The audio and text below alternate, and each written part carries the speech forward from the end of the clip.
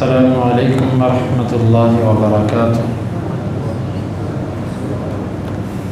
سورۃ الانفال آیت نمبر 9۔ اعوذ باللہ السمیع العلیم من الشیطان الرجیم من ہمزہ ونفخہ ونفثہ۔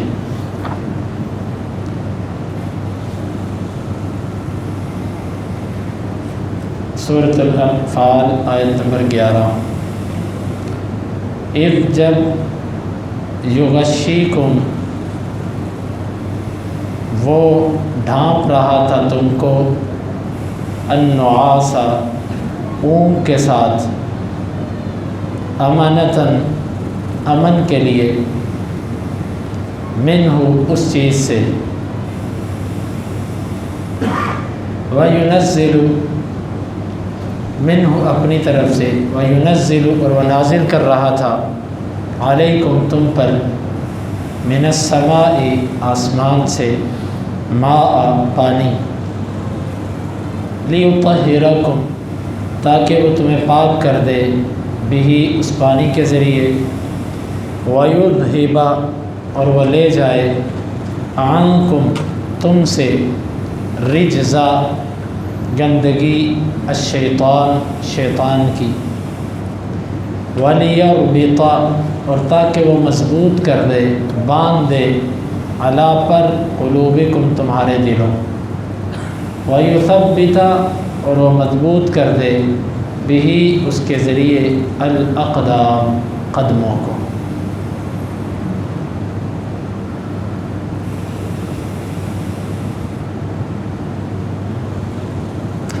اذ یغشیکم النعاس امنا جب وہ ڈھانپ رہا تھا تم کو اونگ کے ساتھ امن کے لیے منہ اپنی طرف سے وَيُنَزِّلُ عَلَيْكُم مِّنَ السَّمَاءِ مَاءً اور وہ نازل کر رہا تھا تم پر آسمان سے پانی لِيُطَهِّرَكُم بِهِ تاکہ وہ تمہیں اس سے پاک کرے وَيُذْهِبَ عَنكُم رِجْزَ الشَّيْطَانِ اور تم سے شیطان کی گندگی کو لے جائے وَلِيَرْبِطَ عَلَىٰ قُلُوبِكُمْ اور تاکہ تمہارے دلوں کو وہ مضبوط کر دے وَيُثَبِّتَ بِهِ الْأَقْدَامَ اور تمہارے قدموں کو ٹکا دے اس کے ذریعے۔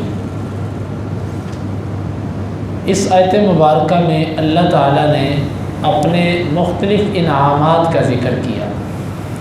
چونکہ یہ واقعہ بدر کا ہے تو جنگ بدر کے اندر پہلا انعام اللہ تعالیٰ کا یہ ہوا کہ نعاس کہتے ہیں اونگ کو، اللہ تعالیٰ نے صحابہ کرام پر ایک ایسی غنودگی اور نیند طاری کی کہ جس سے ان کے بدنوں کو سکون اور راحت مل گیا۔ ایک تو نیند وہ تھی نا جو احد کے میدان کے اندر آئی تھی۔ ابو طلحہ رضی اللہ عنہ کہتے ہیں کہ احد کے میدان کے اندر ہم لڑ رہے تھے اور بار بار میرے ہاتھ سے تلوار گرتی تھی اور میں نے اپنے باقی ساتھیوں کو بھی دیکھا ہر ایک کا سر نیند سے جھکا ہوا تھا، یعنی کہ یہ احد کے اندر تھا۔ لیکن بدر کے اندر بھی ہوا۔ بدر میں دو موقعوں پر نیند، ایک تو جس دن صبح لڑائی تھی اس دن اللہ تعالیٰ نے رات کو مسلمانوں کو خوب سلایا۔ نیند سے انسان کو دو فوائد حاصل ہوتے ہیں، ایک تو جسم انسان کا طاقتور ہو جاتا ہے، جسم کی تھکاوٹ اتر جاتی ہے، جسم کے اندر قوت آ جاتی ہے، اور دوسرا فائدہ یہ ہوتا ہے کہ غم اور پریشانیاں نیند کی وجہ سے چھٹتی ہیں۔ آپ دیکھیے گا کہ انسان کو جتنا مرضی بڑا غم آ جائے وہ سوتا ہے، جب سو کر اٹھتا ہے تو غم کی کیفیت پہلے سے کم ہوئی ہوتی ہے، پھر اللہ ان غموں کو نیند کے ذریعے ہی ختم کرتا ہے۔ اللہ اکبر، یہ عجیب نظام ہے جس کو انسان نہیں سمجھ پایا۔ تو اللہ تعالیٰ نے ایک تو اس رات مسلمانوں کو خوب سلایا تاکہ صبح ان کے جسم مضبوط ہو نیند سے، یعنی کہ نیند پوری ہو، جسم طاقتور ہو، اور دوسرا یہ کیا کہ دلوں کے اندر جو خوف اور ڈر تھا وہ اللہ تعالیٰ نے نیند کے ذریعے اس کو ختم کر دیا۔ اور دوسری طرف کافروں کی یہ کیفیت تھی کہ وہ ساری رات سوئے نہیں، ان کے لیے ایک تو ساری رات جاگنے کی تھکاوٹ، اور دوسرا اعصابی طور پر وہ مفلوج ہو چکے تھے کہ بھئی صبح جنگ ہے، صبح لڑائی ہے۔ ایک بندے کو نیند نہ آئے اور دوسرا اعصابی طور پر اس کو کچھ فکریں ہوں تو یہ انسان کو توڑ کے رکھ دیتی ہے چیز۔ یوں اللہ تعالیٰ نے کافروں کو اس طرح بھی ذلیل کیا۔ اور دوسری اونگ، بلکہ علی رضی اللہ عنہ کہتے ہیں کہ ہم میں مقداد بن اسود کے سوا کسی کے پاس گھوڑا نہیں تھا، اور میں نے دیکھا کہ ہم سب کے سب رات کو سوئے ہوئے تھے سوائے اللہ کے نبی صلی اللہ علیہ وسلم کے۔ آپ پوری رات ایک درخت کے نیچے نماز پڑھتے رہے اور اللہ سے دعائیں کرتے رہے، التجائیں کرتے رہے، پوری رات آپ نہیں سوئے، باقی سب سو گئے۔ اور پھر دوسری اونگ اور نیند کب آئی؟ جب عین لڑائی کا وقت ہوا، اس وقت اللہ تعالیٰ نے تمام صحابہ کرام پر ایک دفعہ اونگ طاری کر دی۔ اس نیند سے پھر مسلمانوں کے اندر ذرا چستی اور بیداری آ گئی، قوت بحال ہو گئی، اور یہاں پر نبی کریم صلی اللہ علیہ وسلم کو بھی نیند آئی۔ آپ صلی اللہ علیہ وسلم کی جب آنکھ کھلی تو آپ نے ابو بکر رضی اللہ عنہ کو بشارت دی کہ ابو بکر، مجھے اللہ تعالیٰ نے دکھا دیا ہے کہ فرشتے مدد کے لیے اترے ہیں۔ اور آپ صلی اللہ علیہ وسلم نے ساتھ یہ آیت پڑھی، سَيُهْزَمُ الْجَمْعُ وَيُوَلُّونَ الدُّبُرَ، عنقریب یہ دشمنوں کے جتھے شکست کھا جائیں گے اور یہ پیٹھ پھیر کر بھاگیں گے۔ یعنی کہ آپ کو اللہ تعالیٰ نے جنگ شروع ہونے سے پہلے پورا مطمئن کر دیا۔ یہ بدر کا واقعہ ہے۔ سب سے پہلا انعام یہ کیا کہ تم پر اللہ تعالیٰ نے نیند اتاری۔ یہ جو نیند ہے جنگ کے میدان میں، یہ اللہ کی رحمت ہوتی ہے۔ اب بھی کئی نیک لوگوں پر ایسا ہوا ہے کہ جنگ کے میدان میں اللہ نے ان کو نیند دی۔ ایسا ہوتا ہے تو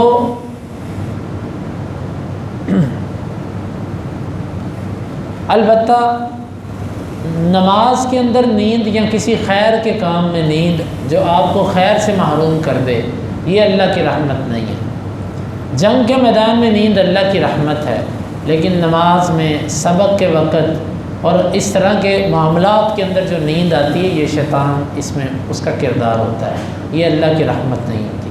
پہلا انعام۔ دوسرا انعام سنیے، وَيُنَزِّلُ عَلَيْكُم مِّنَ السَّمَاءِ مَاءً، اور اس نے تم پر آسمان سے پانی نازل کیا۔ مسلمان جس طرف تھے، آپ صلی اللہ علیہ وسلم نے جدھر پہلے پڑاؤ ڈالا، خباب رضی اللہ عنہ آپ کے پاس آئے اور آ کر کہنے لگے، اللہ کے رسول صلی اللہ علیہ وسلم، آپ یہاں پر اللہ کے حکم سے ٹھہرے ہیں یا ایک جنگی چال کی بنیاد پر؟ آپ نے فرمایا جنگی چال۔ کہا اللہ کے رسول پھر یہ جگہ مناسب نہیں، پھر آپ اس جگہ کو تبدیل کیجیے۔ ذرا اس واقعے پر غور کیجیے گا، امتی آ کر نبی کو مشورہ دے رہا ہے۔ نبی کریم صلی اللہ علیہ وسلم نے فرمایا تم کیا کہتے ہو؟ فرمایا کہ اس طرح میرے ساتھ چلیے، میں آپ کو جگہ دکھاتا ہوں۔ ہم ایسی جگہ پر پڑاؤ کرتے ہیں کہ جو بدر کا کنواں ہے وہ ہمارے قبضے میں ہو، اور ان مشرکوں کو پینے کے لیے پانی بھی نہ ملے۔ آپ صلی اللہ علیہ وسلم ان کے ساتھ گئے، آپ نے دیکھا، آپ نے فرمایا ہاں تمہاری رائے ٹھیک ہے۔ اللہ کے نبی صلی اللہ علیہ وسلم کا علم اللہ کے بعد کامل اور اکمل تھا۔ اس کے منہ میں خاک جو اللہ کے نبی کے علم کی کمی بیان کرنا چاہے۔ لیکن ایک بات سمجھیے، رب ہے جب دلوں میں ڈالے، وہ چاہے تو نبی کے دل میں ڈال دے، اور بعض مواقع ایسے ہوں کہ رب امتی کے دل میں ڈال دیتا ہے۔ معلوم ہوا کہ کامل علم کسی کے پاس نہیں ہے، علم غیب کسی کے پاس نہیں ہے، کسی کو نہیں پتا کہ کون سی چیز نفع مند ہے اور کون سی چیز نقصان دہ۔ اللہ کے نبی صلی اللہ علیہ وسلم نے فرمایا ٹھیک ہے، آج کا کوئی پیر ہوتا تو غصہ کر جاتا کہ تم میرے فیصلے پر تنقید کرتا ہے، تمہیں پتہ ہی نہیں ہم پہنچی ہوئی سرکاریں ہیں، ہماری جو ہے نا وہ کیسے ڈائریکٹ رابطے ہیں اللہ کے ساتھ، تمہیں کیا پتہ۔ لیکن یہ نبی کریم صلی اللہ علیہ وسلم تھے، آپ نے فرمایا ٹھیک ہے، آپ نے ان کے فیصلے کو قبول کیا، ان کی رائے کو قبول کیا اور اس کے مطابق آپ نے عمل کیا۔ اب مسئلہ یہ تھا کہ پانی کی سخت ضرورت تھی، وہ جگہ جو تھی ریتلی تھی، وہاں پر پاؤں دھنستے تھے، اور مسلمان اونچی جگہ پر تھے، مشرکین جو تھے وہ نیچے والی جگہ پر تھے۔ اللہ تعالیٰ نے بارش برسائی. بارش سے یہ ہوا کہ پانی وافر کھڑا ہو گیا، پانی وافر جمع ہو گیا، کھائیوں کے اندر پانی جمع ہو گیا، اور مسلمانوں کی طرف سے جو زائد پانی تھا وہ بہہ کر مشرکین کی طرف جانے لگ پڑا. ادھر کیچڑ بن گیا، ان کے پاؤں پھسلنے لگے، اور ادھر اللہ تعالیٰ نے ایک بہترین مسلمانوں کو بارش کے ذریعے زمین جم گئی، مسلمانوں کے پاؤں ٹکنے لگ پڑے اور موسم بھی معتدل ہو گیا. یہ اللہ تعالیٰ کی طرف سے ایک دوسری نعمت ہوئی بارش ہونے کی. اب اس بارش کو اتارنے کا مقصد تھا لِيُطَهِّرَكُمْ بِهِ، تاکہ وہ تم کو اس پانی کے ذریعے پاک کرے. پاک کرنے سے مراد یہ ہے کہ اگر تمہیں طہارت کے لیے ضرورت پڑے تو تمہیں وضو کے لیے پانی مل سکے، قضائے حاجت کے لیے جاؤ تو استنجے کے لیے پانی مل سکے، اگر تم میں سے کسی کو فرضی غسل کرنا پڑے تو اس کو غسل کے لیے پانی مل سکے. لِيُطَهِّرَكُمْ بِهِ، اس نے بارش اس لیے اتاری تاکہ پانی جمع ہو جائے اور اس پانی سے تم اپنی ضرورت کے لیے بدنی طور پر طہارت حاصل کر لو. وَيُذْهِبَ عَنْكُمْ رِجْزَ الشَّيْطَانِ، اور دوسرا مقصد بارش اتارنے کا یہ تھا تاکہ وہ تمہارے سے شیطان کی گندگی کو دور کر دے. شیطان کی گندگی کیا تھی؟ دلوں کے اندر غلط قسم کے وسواس. مثلا یہ وسوسے ڈال رہا تھا کہ دیکھو تم اگر سچے ہوتے تو تمہیں پانی کی قلت آتی ہے، اب دیکھو تمہیں پیاس لگ رہی ہے اور یہاں پر پینے کے لیے مناسب پانی بھی نہیں ہے، تو تمہیں تو اگر تم سچے ہوتے اور یہ نبی ہوتا اللہ کا تو بارش نہ آتی اللہ کی طرف سے. یہ وسوسے دلوں کے اندر آ رہے تھے. اللہ رب العالمین نے بارش اتاری تاکہ شیطان کی جو گندگی دل میں اترنا چاہ رہی تھی وہ ختم ہو جائے. یہ یعنی کہ بارش اتارنے کا مقصد تھا ایک تو تم ظاہری طور پر اپنے بدن کی طہارت حاصل کرو، اور دوسرا باطنی طور پر بھی تمہیں طہارت حاصل ہو جائے، تمہیں یقین ہو جائے کہ اللہ کی طرف سے مدد آ گئی. اور ویسے بھی جب بارش ہوتی ہے تو اللہ تعالیٰ کی طرف سے انسان کے بدن کے اندر ایک چستی اور نشاشت اور بشاشت آ جاتی ہے جس کی وجہ سے سستی ختم ہو جاتی ہے. تو تمہاری شیطان کی طرف سے جو گندگی تھی اللہ تعالیٰ اس کو دور کرنا چاہتا تھا. اس سے مراد الٹ قسم کے وسواس تھے. وَلِيَرْبِطَ عَلَىٰ قُلُوبِكُمْ، اور تاکہ وہ تمہارے دلوں کو باندھ دے، تمہارے دلوں کو مضبوط کر دے. جب وسوسے ختم ہو جائیں گے، دل کے اندر جو چیز آ رہی تھی وہ ختم ہو گئی تو دل خود بخود مضبوط ہو جاتا ہے. اور جب انسان کا دل مضبوط ہوتا ہے، اس کے اندر جرأت اور طاقت آتی ہے تو اس کا بدن بھی مضبوط ہوتا ہے. سب سے پہلے انسان اپنے دل سے گھبراتا ہے، جب دل گھبراتا ہے تو انسان کا بدن اس کا ساتھ چھوڑ دیتا ہے. اللہ تعالیٰ نے دلوں کو مضبوط کر دیا تاکہ بدن ان کے موافق رہے.